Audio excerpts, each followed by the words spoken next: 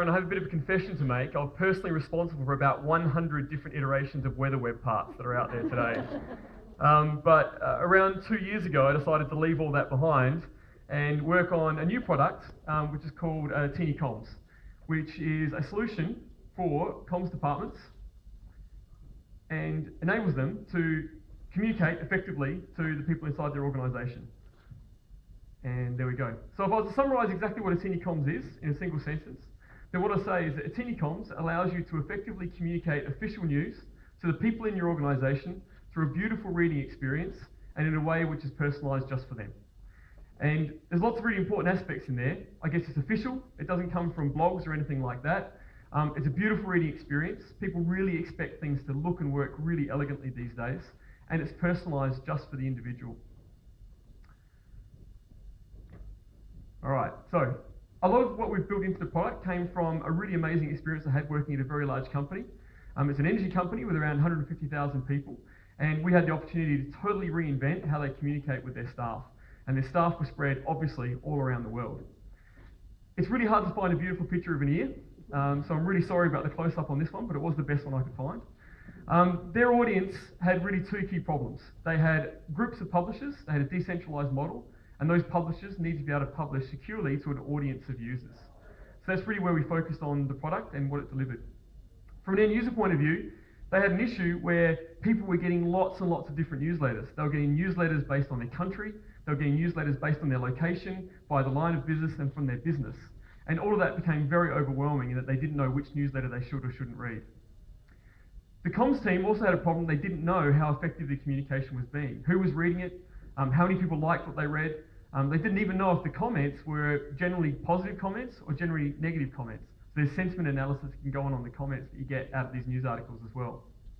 They also found that more and more people weren't using these sorts of computers anymore. The demand was coming, they wanted to use tablets, they wanted to use their phones to get this information. Believe it or not, they also published more than 500 paper-based newsletters which were put into people's pigeonholes. There was a huge cost associated with that, and it was a big cost-saving drive at the time, so we were able to retire a number of these printed newsletters that ended up in people's pigeonholes. They use SharePoint, so we went about building a great solution for them on top of SharePoint. And Attini Comms today works on Office 365, or it works on-premise if cloud is not really your style right now. It's mobile first, which I think is a way a lot of intranets are heading. It's good to think about what your intranet would look like if it's a mobile first intranet.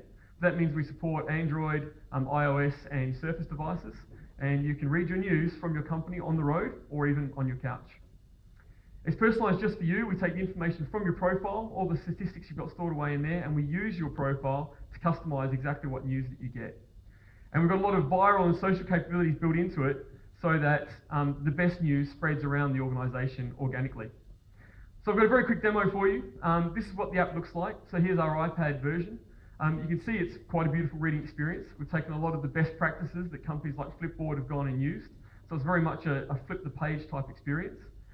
You can do things like comment. So sitting on your couch at home and you like to comment on an article, feel free to go and do that. You can like articles. You can do all those sorts of things. We've also got the filtering. So you can filter on the most recent article, or you can say, I'd like to see the most viewed article at the top.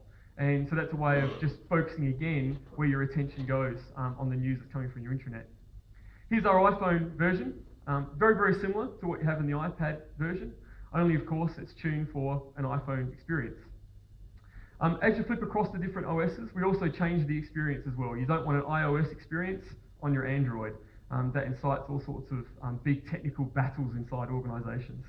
So you can see that here. Also, all the features are available across all the different platforms.